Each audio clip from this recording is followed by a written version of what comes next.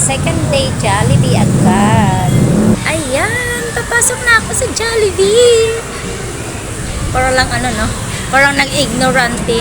Sometimes na ignorante kasi ano, yung walang Jollibee dan sa pinupuntahan na. Pasok, let's go. Jollibee na tayo na. Dami din tao. Amaze. Tara na. Sa Chowking ma. Ayaw ko. Jollibee. Doon, bakit doon sa kabila? Doon no, pindot-pindot. Dirayan. Diretso tayo sa cashier, hindi pwede? Ayan. Mag-Jollibee, mag-Jollibee.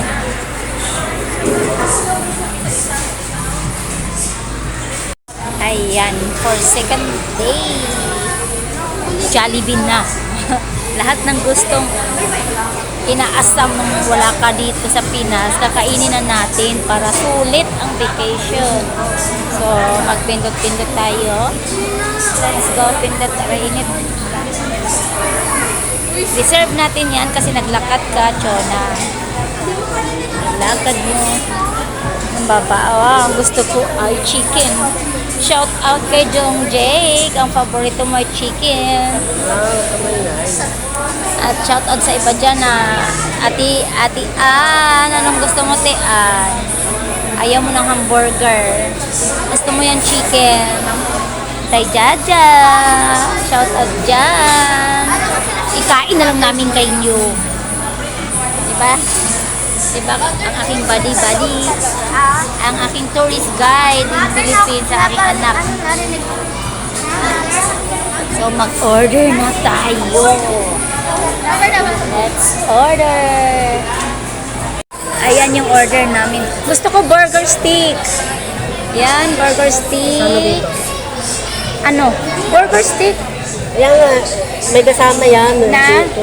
Pamili ka. Ito, cock float. At tapos, ikaw. Bilang mo si Juby ng ano, ng ice ano, ng hamburger. Ito oh, yung hamburger. Ha? Si Juby, biglan mo ng hamburger. Wait lang kasi. Sige. Yan ang order namin. Yan, provide na tayo sa cashier. Ayun yung cashier. Ayan.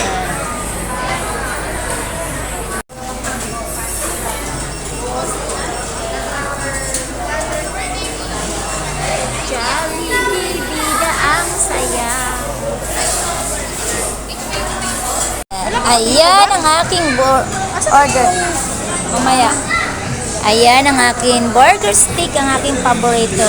At yung paborito ng anak ko ay chicken. No? Ayan, chicken. Then, hamburger. Ayan ang ating unang subo ng Jollibee. Nag-vlog ako. Ha?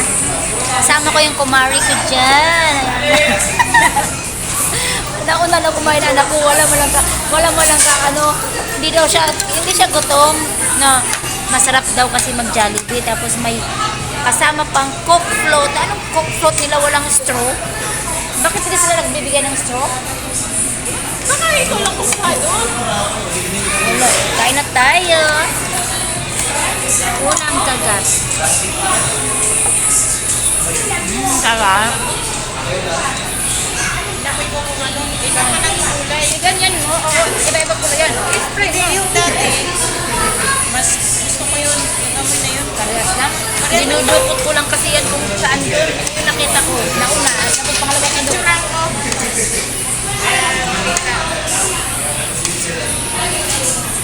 Bukas mo na lang ito ibigay sa kanya. Oo, ka ng-swimming.